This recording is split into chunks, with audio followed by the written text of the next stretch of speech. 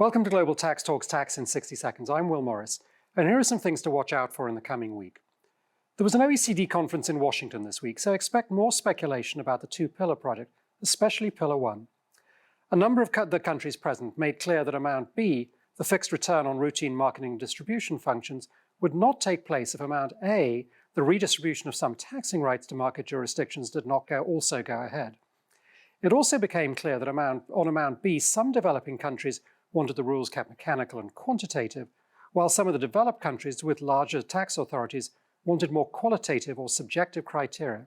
And finally, there was an interesting admission by the US that the issue around the different treatment of refundable and non-refundable research and development credits, tax credits, needs to be solved. So we may see some guidance, or at least hear some rumors, most likely around a safe harbor quite soon.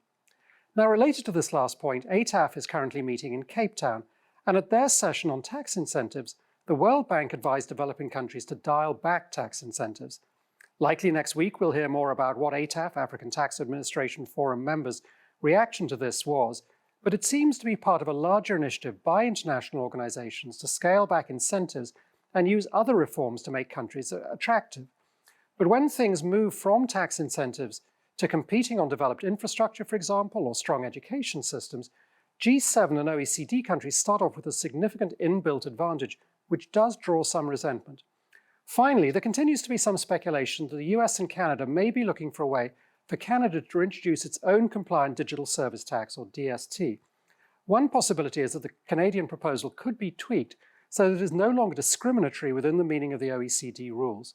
That could mean, in turn, that the US would no longer threaten trade sanctions. Now, if Canada were to succeed, however, then across the world, DSTs could bloom like 1,000 flowers. Anyway, thanks for watching, and be sure to dial in next week so you stay global tax ready.